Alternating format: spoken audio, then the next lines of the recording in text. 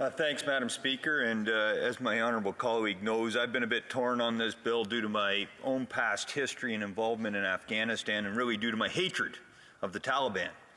But I care deeply for the women and girls and Afghans in general, and so I do believe we need to support this bill, but we do need to get it right. Tied to this, though, is in the Special Committee on Afghanistan, Recommendation 2 talked about the importance of interdepartmental coordination. This is a good example of a bill that's coming from public safety to change the criminal code, but it's going to tie into foreign aid, international aid, and policies within foreign policy. So I'd just like the member to comment on the complexities of this and how it'd be nice to know how the government is actually going to lead this effort to make sure, however it does get put through, it's done right. Honourable Member for Sherwood Park, Saskatchewan. Thank you, Madam Speaker. Great point from my colleague, and I, of course, want to recognize and thank him for his service. And I know that it's been inspiring for me to see how veterans develop close connections with the Afghan people and have been so instrumental in trying to support the Afghan people through immigration measures, as well as wanting to be part of the humanitarian response to the challenges that they're facing. The member is right that government can be so difficult to navigate, so complicated, and that applies to individuals, applies to organizations, especially smaller organizations that are trying to engage these processes. So I would just call on the government to do everything they can to minimize red tape, especially the red tape that organizations that are trying to engage the government have to experience. We want people to be able to get these exemptions done so that they can get programming out to those who need it. It's not going to be good enough to pass this legislation and then have a parade. No, we need to actually get all the way through the process so that aid can be delivered to people on the ground by as many organizations as possible. Time for one more question. The Honourable Member Bruce-Grey-Owen Sound. Je tiens à remercier le député de Lac-Saint-Jean. I'd like to thank the Honourable Member for Lac-Saint-Jean.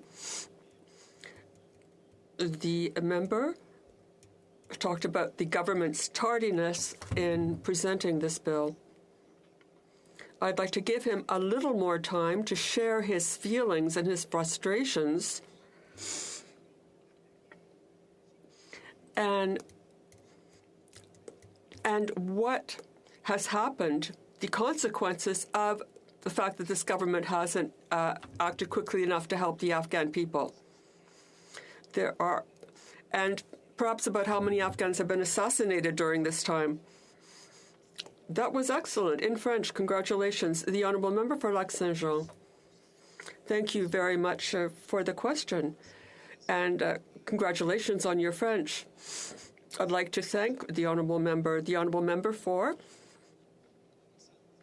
Owen Sound. Thank you. I'd like to say that I appreciate what he has said. He served in Afghanistan, so I thank him very much for his service. And thank you for providing me with the opportunity to say just how frustrating it is, because both he and I were part of a parliamentary group along with our friend, the member for Edmonton-Strathcona. We worked with former Afghan parliamentarians. Now, we feel that we have responsibilities toward these people, toward these women, but we lost one of the women we were fighting for. And it was very difficult for our entire group. And there were liberals in the group. It was a multi-party group. So it's extremely frustrating, but understandable, because a government that says it's a feminist government and that often wraps itself in the Superman flag, when it comes time to act in situations of crisis like this one, it always seems to us that they're dragging their heels. And it's not understandable,